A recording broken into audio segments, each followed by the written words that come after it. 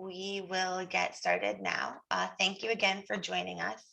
My name, as I said, is Megan Steiner. I work for IU13 as a state lead on human capital strategies.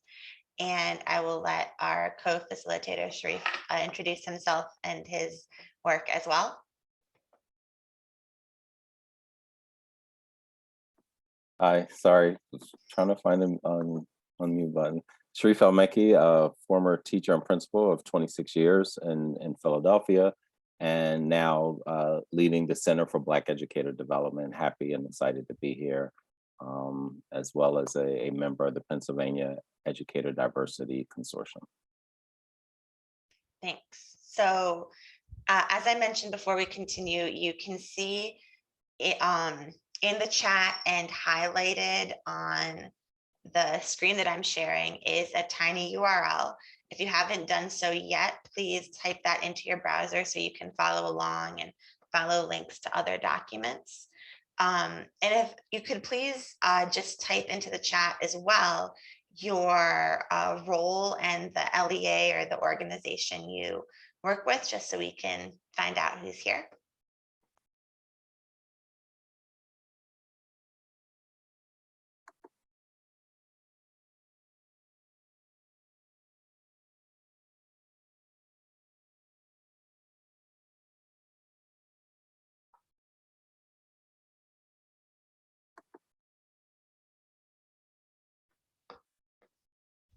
And while we are doing that, I will mention that most of this session will be interactive. Everyone just looking at some resources and discussing them and discussing practices with one another.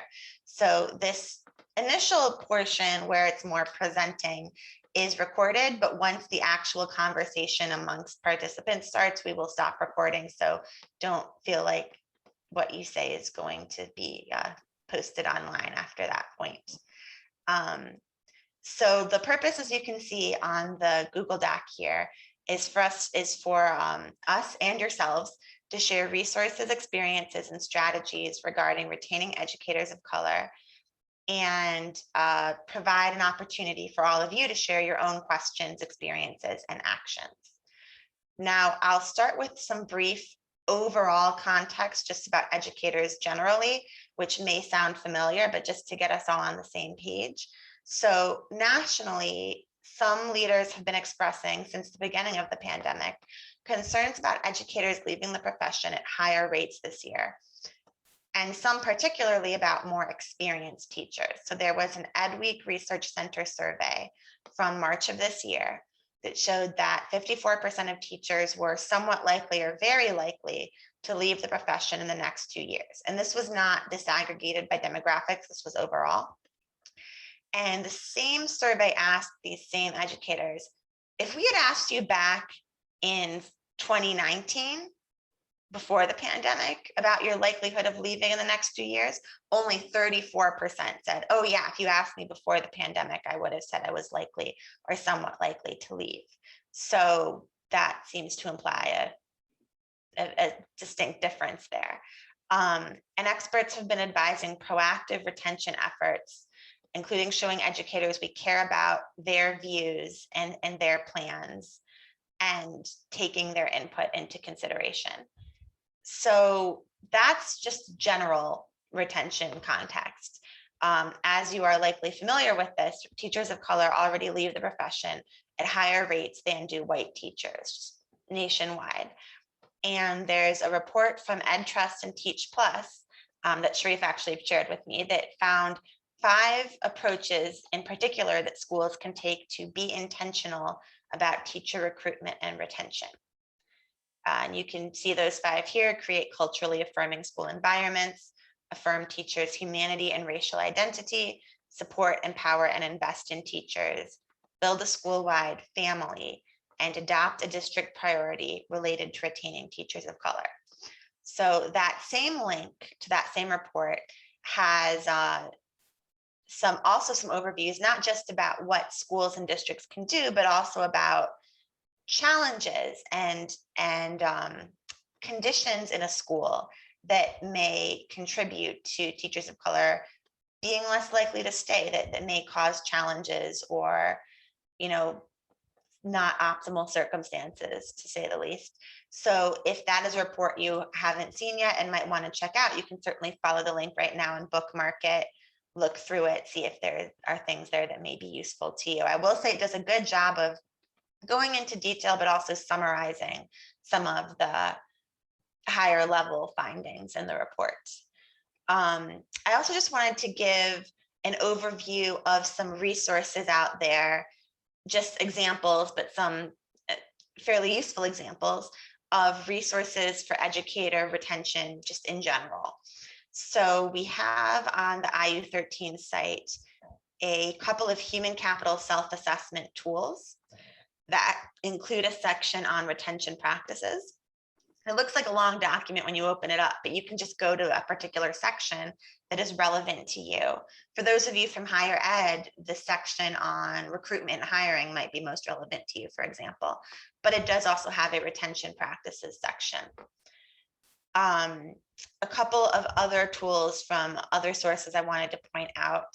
Now, we're going to be talking about something called insight interviews with teachers today, which are not exactly the same as stay interviews or stay conversations, but just as one example of a stay conversation, TNTP, which was formerly known as the New Teacher Project, does have a guide to approaching those stay conversations with teachers who you want to retain. There's been, as I'm sure you're aware, a lot of resources out there about the stressors that teachers and all school staff are feeling during the pandemic. And one I just wanted to highlight because it's a brief but quite useful infographic is from American Institutes for Research. And it's this educator context and stress spectrum during COVID-19. Now, all of you in different capacities have been feeling this stress spectrum and are aware of how your colleagues and teachers are feeling it as well. But this is just a useful sort of research and expert-based overview of sort of the roller coaster of experiences that on average teachers may have been feeling, just for some more context. And finally, those of you who are from an LEA have access to this school climate survey for staff. It's just an example of items for a possible survey that districts can take from. And there's also some information here about if you don't have a login as a school or district leader, how you can get that if you want to check out those items. Just a couple more of these. So there are some ongoing retention tools specific to this school year related to teacher wellness.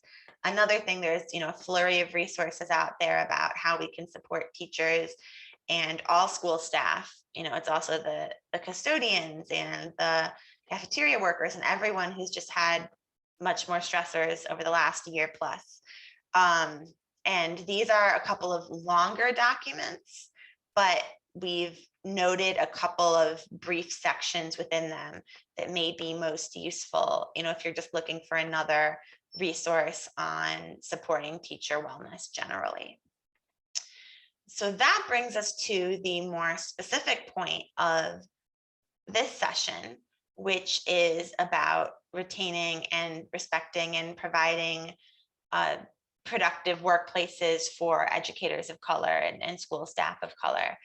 And sort of the center around which this session is based is an upcoming toolkit on respecting educator activists of color. And it is not quite published yet, still being refined, but it will be published at the organization of the Center for Black Educator Development. As Sharif mentioned, that is his organization. And do we have a general sense of when it might be on that site, or is that to be determined? Don't want to overpromise and Okay. underdeliver, but Okay. definitely people should be able to access it during the summer. Awesome. Yeah, and I know that sometimes people hear the idea of a toolkit for something as complex as this topic and think, oh, you can't address that in a toolkit, but it's not a toolkit in the sense of like, oh, let me check this off, I'm done. It is much more in-depth, requires reflection, collaboration, provides insight into what's going on in your school, district, organization. And we are going to talk about 2 drafts of tools from that toolkit. You'll see when you follow the link, it does say draft at the top. The school culture assessment tool and the insight interviews tool. So before we actually dive into those, I will turn it over to Sharif, who can tell us some more about the context of the toolkit and how to use it and so forth. So I will just adjust this so that Sharif can share his screen, and then we will move on. Thanks again, Megan, for inviting me to participate. Want to just kind of give some context as far as like how we were thinking about it. And again, as a member of Pennsylvania Educator Diversity Consortium, our organization works with other folks. And so we are excited that it's not just a retention toolkit, but there are actually 4 toolkits altogether that people will be able to access across the state, where you can look at retention, but the other 3 will also, which retention will be the first one that will be published and accessible. But after that, over the next 6 months to the year, you should be able to access a culture responsive sustaining education toolkit, a recruitment toolkit, as well as a mentoring toolkit. So altogether, 4 toolkits that you'll be able to use. I was a part of the retention toolkit, and there were members of my team that worked with other folks, who are part of PEDC, and where this was something that was elevated and we found to be important and that people needed. So some of the things, just as far as like the retention toolkit that I had been thinking about, was really like what kept me, excited, engaged, thrilled to wake up every morning and go to Turner Middle School, which is in the background of the school. Like, what about my own activism fueled my work, fueled my reflections, fueled my my insights. As I mentioned, I was 26 years teacher and principal, all in Philadelphia, all in West and Southwest Philadelphia. And the school I started at, Turner Middle School, I was there for 10 years. Started as a teacher, ended up being the assistant principal the last year at the very school I started teaching. And in my head, I thought I was going to be there like for 30 years, but ended up going and starting the principalship at another school. But what kept me in there for almost a decade as a classroom teacher was a lot of what I thought about as we were working together to craft this toolkit. This young man, Terrence Williams, who I'm shaking hands with, he's actually a classroom teacher now, and to think that our students are, in the Freedom School tradition, our job is to find our mentees and train our replacements. And that's, if we look at it in that kind of realm, then retention is a tremendous part of the work. I think a big part of the context is that often you hear people talking about, we're all in the same boat when it comes to teaching and support and your retention, all of those kind of things. But Dr. Howard Fuller often says, we're in the same water, but we're not in the same boat. And anytime you look at the demographics that Megan shared, while, teacher turnover and attrition is this area of concern for us, particularly in Pennsylvania, but diverse candidates, diverse teachers have an even higher rate of attrition, right? And so it's the same water, but it's not exactly the same boat. What is it that makes teachers of color, and Pennsylvania is not unique to this, this is a national trend as well. What makes it different? Why is it the same water, but not the same boat? And so as we were thinking about how to build a toolkit, we knew there are a lot of things that people may be doing that were short-term solutions. A lot of people are like, oh, what can we find a small win? But there are other things that, are harder and systemic. And And folks, it's not just a singular person, HR director, talent recruiter, principal that this lives with. As we built a toolkit, we would really wanted folks as leadership teams, both district and school-based leadership teams to think about this. We wanted principal supervisors to think about this as part of their support for principals, right? And that there would be a stakeholders for a school that looked at all of this, focused on all of this. One area of caution I would say is a lot of times when people are trying to resolve issues that deal with teachers or educators of color, they're looking at the educators of color themselves to fix a system that they did not break from the beginning, or they did not construct in this inappropriate manner. And so that there's other work that has to be done on an individual basis, and to make sure that we have that context as we are entering. And so making sure that leadership teams are looking at this as an opportunity to demonstrate commitment, to demonstrate their own courage, is important. Anytime you're talking about things like race, class, power, privilege, as well as history, these are things that takes courage, it takes a commitment, and in order to move forward. And so this teacher retention toolkit, as I mentioned, a team of folks really thinking about what does it mean to retain educators of color? What does this idea of educator activists look like? And we use this term because in a lot of our conversations, and I've been in this work not only as a principal of 16 years, but also as someone who has now started 2 nonprofits to support educators of color. The first one really targeted current and aspiring Black men who were leading classrooms and schools, was really around why did they join the profession? And many of them spoke about wanting to give back to their community. Many of them looked at the connection between educational justice and racial justice, and that was a reason why that fueled their desire to become educators.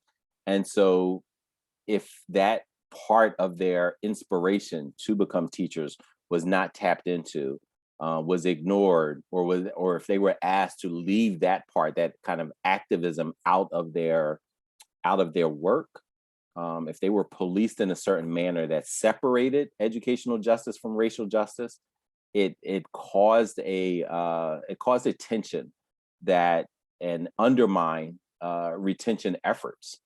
And so this is the reason why we use this term educator activist, like someone who is active. I myself, I was an activist before I became an educator. And you'll find a lot of people, educators of color who had very similar thoughts, ideas, inspirations in order to do this work. And so just want to, this toolkit and like, what I'm glad Megan brought up this idea of that it's not a checklist. What we wanted to do again, that there were leadership teams using this as part of their school improvement efforts. And we recognize that many school improvement plans just gather dust throughout the year. And so for us, this is a toolkit to be centered at leadership teams, where they are diving in, where are using it, where they are revisiting it, and where they are sharing it with their stakeholders. And I think principal supervisors as well as district leadership teams, and hopefully there's a lot of cross pollination when we talk about leadership teams that there are educators, school-based educators and leaders who are part of a district's leadership team as well. And so that there's not just a singular school who's thinking about this, but the district at large, and that they are all learning in their context of how to apply this and how to improve on this. This is, by no means is this toolkit an attempt to say these are the only things that need to work. These are the only things that need to be applied. This is really a starting point, but we wanted to be able to provide leadership teams, however they're constructed, the opportunity to be reflective and thoughtful and collaborative in their approach to retain diverse educators, in their schools and within their districts. I would also just mention that um, as we're looking, Megan brought up this idea, and as you dive into the toolkit, you'll see this, this insight survey, and what that means for us. And that does not mean that schools should not use stay surveys and really engage individual teacher or educators to stay. We're not saying that that is not useful. We think that's very important for someone to feel valued and recognized and seen and spoken to one-on-one about their contribution and impact. But how we also want to do insight is really instead of looking directly at an individual's contributions, as huge and important as that is, that school and district leaders are also looking within, looking at themselves and seeing, how am I being courageous? How am I showing a commitment? And how am I being curious about the ecosystem that we are crafting? If we look at Dr. Beverly Tatum's work, and she talks about the smog of racism is ingested by all of us. And this is deadlier for teachers of color career than secondhand smoke. It is something that everyone's breathing in, but if we're not constantly thinking about how do I, extract this out of my system, out of my school system, then what happens? It just becomes a permanent state. It becomes calcified. And so part of the insight survey is asking people, how are they experiencing our leadership? How are they experiencing working within our school? How are they experiencing the culture? Is it toxic? Are we recruiting, but not doing the prerequisites for retention? And so as I go around the country, there are a lot of folks that are talking about recruiting teachers of color, almost as if they're on a safari or something. They're just like, oh, we got to find Black and brown teachers. Oh, find Black and brown men. And they're like hunting, oh, the elusive Black male educator. There he is. Let's go. Like, no, that's not it.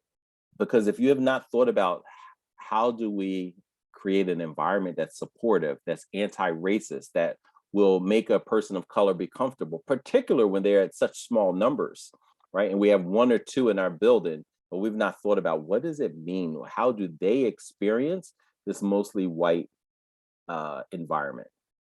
What about our culture is based on default whiteness and has nothing to do with the lived experiences of Black and brown people, as well as students?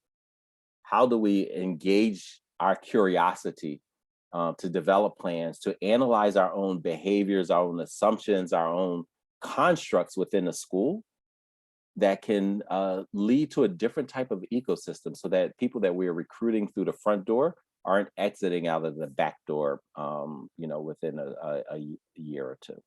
So I'll pause there, Megan, but I really just wanted to share, what the context was for us creating the toolkit. I'm excited to get you all's feedback about, a couple of the tools within it, some of the indicators, because as I said, we are still in the process of refining it, and we will continue to do so. So we'll have actually a page once we release this to continue to get feedback from the field of how it's being used, what would people like to see added as we continue this work. So thank you. Thanks. And one other thing I'll mention, I know that if you just joined us in the last several minutes, I'm going to put a link in the chat to a Google Doc that we are using during this session. And I'll share that now as well. It's also in the chat so that you can follow along to the resources we are talking about here. And I will also share that screen.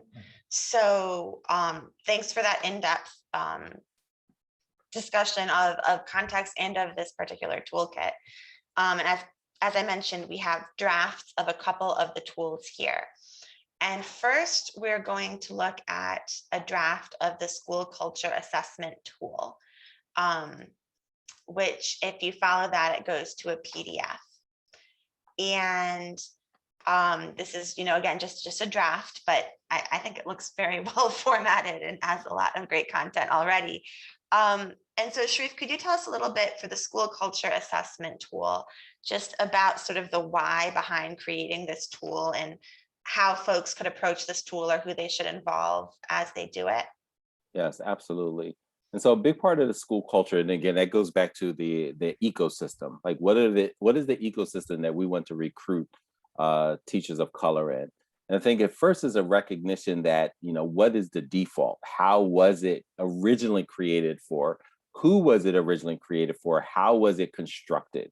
And often teachers of color may not have been the original architects of a particular culture, or the beneficiaries of it, right? And so when we talk about the relationship between students of color and the school systems, the apparatus, we recognize that there's a lot of room for growth for Black and Brown students, but there's a connection that has to always, be drawn, which is what is the relationship between students of color and their experience of school, and the relationship between educators of color. What is the relationship between being Black and Brown in America in relation to being Black and Brown in schools and systems, right? And so what we have to do is really, again, look at what is the ecosystem, what is that smog that Dr. Beverly Tatum speaks about, and how do we assess what's happening? And not just our own, well, this is, if I'm a white leader, which, most, I think 20% of school leaders around the country are identified as people of color, so very few, and 10% would be, Black school leaders. And so understanding that, and what does it mean as far as like school culture? How do we reflect on this? How was it constructed? Who was it created for? Who benefits from it and who feels marginalized within it? And then how do we go about this? And so having a group of stakeholders from different angles, different perspectives that have the right mindset about what it is that's trying to be accomplished, and using a school culture to really assess where we are, and also crafting a vision for what it possibly could be. And so this is the purpose of having this, classroom assessment, culture assessment, to really look at where it's not just the principal who's saying, "Oh, this is what I want to do," but getting various perspectives and insights in order to ensure that we are getting multiple voices, multiple perspectives, and that things are looking very differently for future educators of color within our schools and systems. Great, thank you. So we're going to stop the recording there so that we can start the discussion. So, up until this point, what we've recorded will later be posted on the IU13 site. And let me actually take care of that.